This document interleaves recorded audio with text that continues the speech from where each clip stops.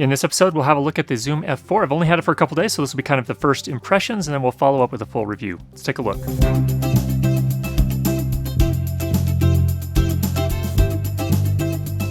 First of all, thanks to B&H for lending us the Zoom F4 for this review. We'll have it for the next 3 weeks or so. For right now, just giving my first impressions, and we'll come back in a few weeks with a little bit more in depth.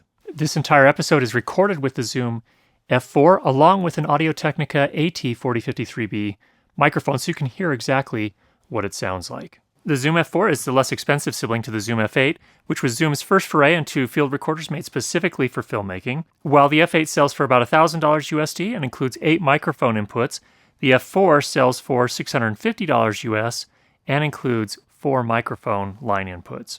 How do the recordings made with the F4 sound? Well, this is really one of the most important features of a recorder, of course. I am a fan of the F8 as an owner for over a year, and the sound device is 633, which is really my primary mixer recorder. But let's listen to a comparison of all 3 of those, the F4, the F8, and the sound device is 633, so you can make your own assessment.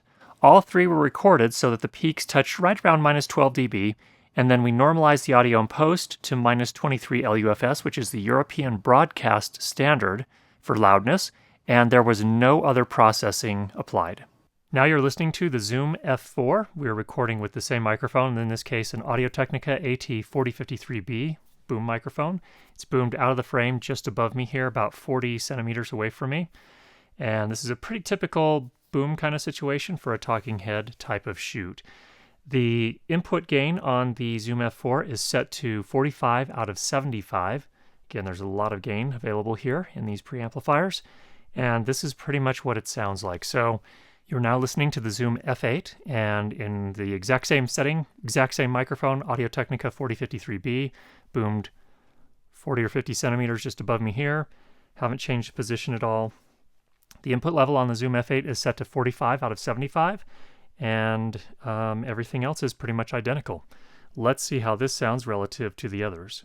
And then finally, just for comparison, again, the exact same situation, same microphone. This is the Audio Technica 4053B. This time it's fed into a Sound Devices 633 mixer recorder, and this is in a completely different league. It's not meant to be a fair comparison. It's meant to compare a more prosumer level device like the Zoom F4 to a professional level recorder and mixer. So again, same exact situation, concrete floors, bat insulation exposed ceiling with plastic lining over it, 2 sound blankets to my side, 1 small rug underneath me, and this is what that sounds like.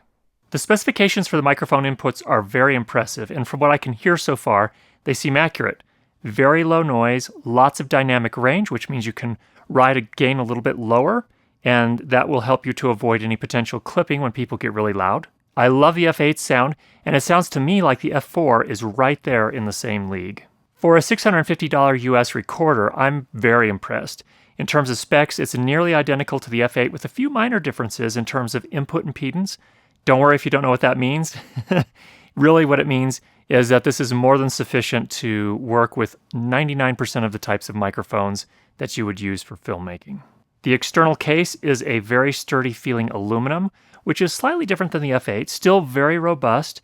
It includes these very sturdy side pieces, which feel like solid aluminum. All the controls and the inputs and outputs are recessed, so if it fell on a flat surface, there's a very good chance that the controls would not be damaged because of the protection that's provided by this external case and the loops here on the front. It also does come with a little bracket you can mount on the top so that you can mount the F4 underneath your camera and then the camera on top. The screen on the F4 is a 1.9-inch monochrome LCD. It's smaller and lower resolution than the F8, but readable even out in direct sunlight without a problem.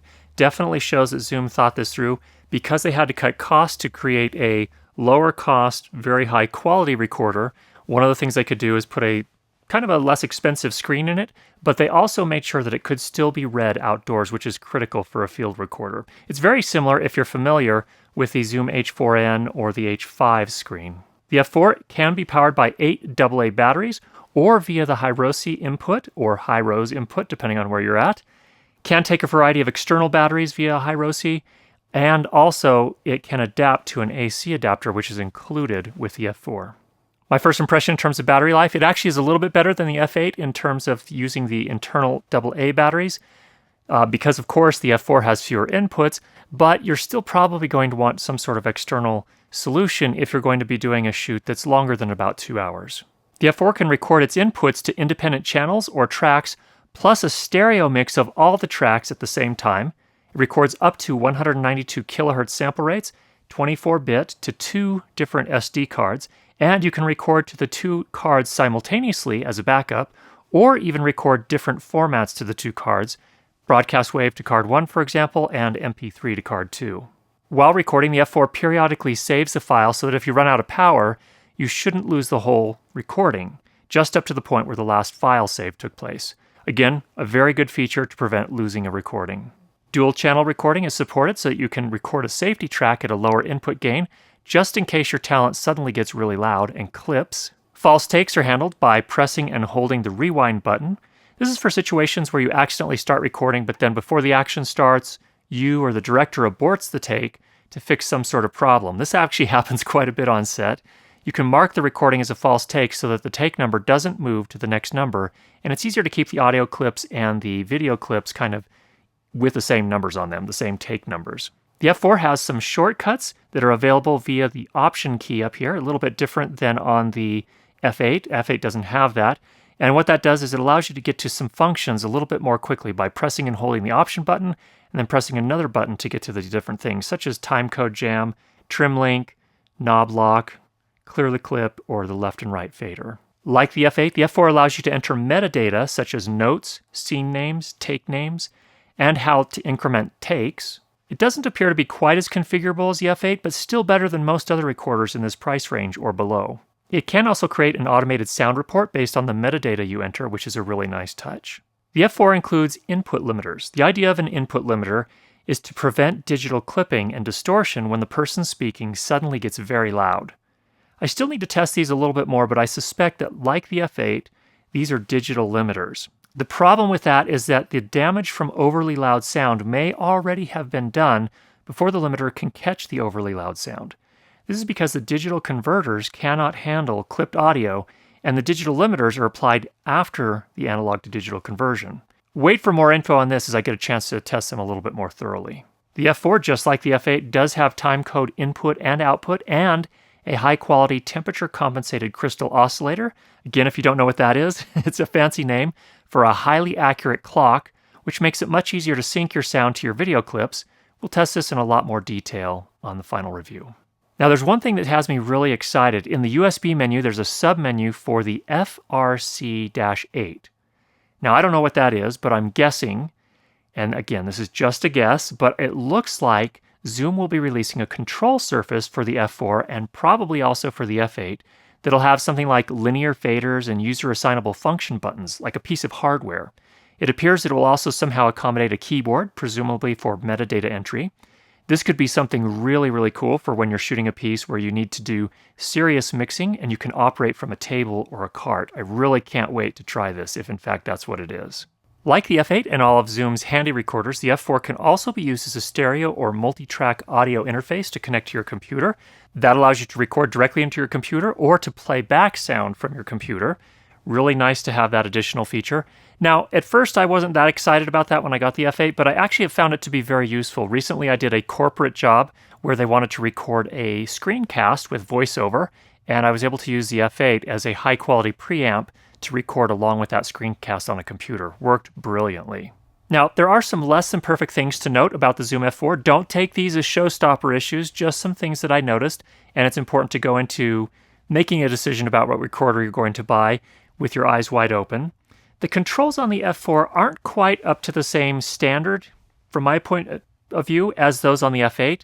The trim knobs feel a little bit more plasticky, even though they're bigger. The transport buttons don't have the same satisfying click that they have on the F8, so it's a little harder to tell when you've actually pressed and it's engaged. And most importantly, the menu encoder knob is not the same high-grade, nicely damped metal knob that you have on the F8.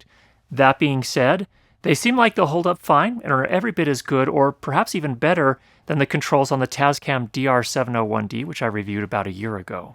The screen is definitely not as nice as the F8 or, of course, as my Sound Devices 633. It refreshes way more slowly, so it isn't as nice to use. It's a much lower resolution, and that makes the meters a little harder to use. On some of the meter pages, there aren't any numbers to show exactly where the peaks are hitting, but you can still use it once you kind of get used to what the different lines mean. So for example, this line right here is minus 12 dB, which is normally where I aim to have my peaks hitting. So there are my first impressions on the Zoom F4. If you have any questions, go ahead and leave those down below. And if you have not already subscribed, make sure you do that. We'll be sure to get you more great videos on how to improve your lighting and sound for video. Talk to you soon.